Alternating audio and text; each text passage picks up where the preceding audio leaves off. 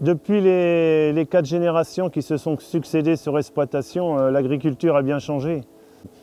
Mes grands-parents donc, avaient pour vocation de nourrir les gens localement. Après la génération de mes parents, on leur a demandé de produire un peu plus.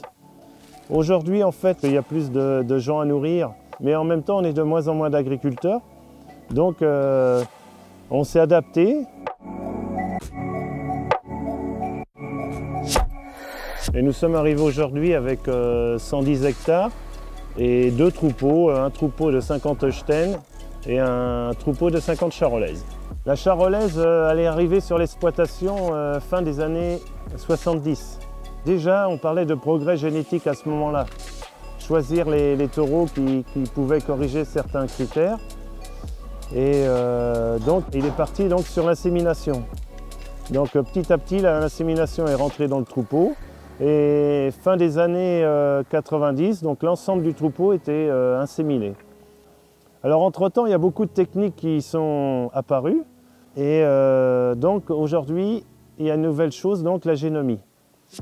Evolution est une coopérative d'insémination animale.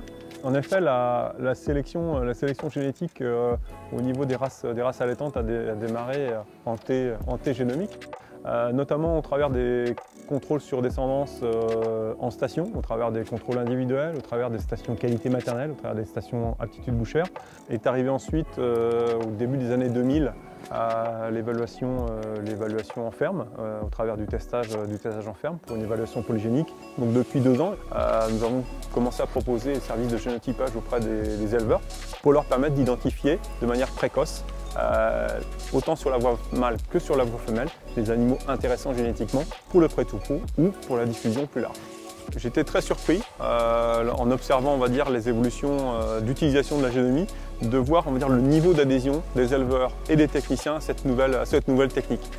Les éleveurs ou les techniciens ne sont pas, je dirais, toujours des early adopteurs. Ils préfèrent, on va dire, valider une technique avant peut-être de la diffuser largement. Et là, je trouve que la technique a pris sa place extrêmement rapidement au niveau de l'utilisation par les éleveurs.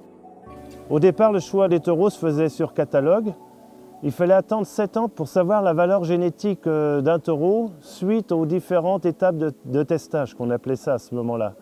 La génomie nous a permis de gagner 5 générations parce qu'on connaissait la valeur génétique d'un taureau presque dès sa naissance si on voulait. Ça n'a pas changé nos critères de sélection, disons que c'est beaucoup plus rapide.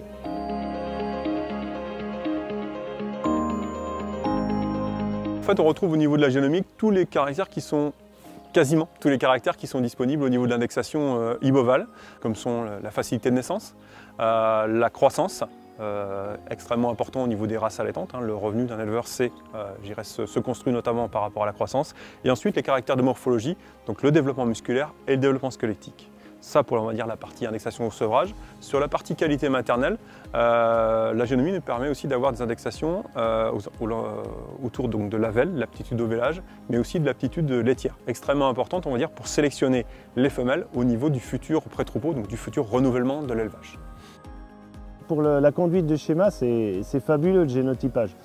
Quand on sait que la génisse a des bonnes facultés à véler, ça nous permet de mettre des taureaux déjà à bonne morphologie sur les génisses. Après, sur la partie mâle, c'est très intéressant aussi parce que nous, dans notre cas, on vend des mâles pour la reproduction. Quand un client vient, qu'on lui montre son génotype, c'est comme s'il avait fait une vingtaine de veaux. La génomie nous a amené aussi d'autres éléments que l'indexation, c'est notamment les gènes d'intérêt. Ça nous permet, on va dire, sur des animaux, d'être capable de connaître, on va dire, le statut en matière de gène cular, le statut en matière de gènes sans cornes, mais aussi, pour la race charolaise, le statut en matière d'anomalies génétiques comme l'ataxie, l'ADEA et le blind. Donc ce qui permet, on va dire, dès le plus jeune âge, permet à l'éleveur et à son technicien d'orienter les animaux vers un renouvellement. Ensuite, l'indexation, on va dire, permet d'affiner ce choix et on va dire sur les animaux, pour les animaux qui sont conservés, pouvoir les orienter en fonction de l'orientation génétique de l'élevage. Il va falloir beaucoup de mensuration et il faut qu'on recueille des données. Alors aujourd'hui, Charol Univers s'est lancé dans un programme de recherche. On a sollicité des éleveurs qui en fait vont recueillir des données sur ces index, pour établir ces index-là. Alors tout ça, ça va se faire à partir de colliers avec un collecteur de données en fait qui va être recueilli par une base mobile. Donc tout ça pour avoir des index sur la fertilité et la précocité. Nous réalisons aujourd'hui plus de 4000 génotypages mâles et femelles, à la fois pour l'utilisation du schéma, mais aussi pour l'utilisation en grand compte par les éleveurs. Puis rapidement, on a fait le choix de franchir le pas et de rendre cet outil disponible auprès des équipes techniques et notamment auprès des éleveurs pour qu'elles puissent permettre à tout un chacun, entreprise de sélection mais aussi éleveurs noyaux, de sélectionner au sein du schéma et de sélectionner au sein de leurs propres élevages. Et on va dire l'intérêt des résultats, la qualité des résultats, les gains de CD que l'on a pu obtenir a rapidement convaincu les équipes de terrain ainsi que les éleveurs pour, on va dire, utiliser cet outil de manière plus massive pour orienter la sélection au niveau des élevages.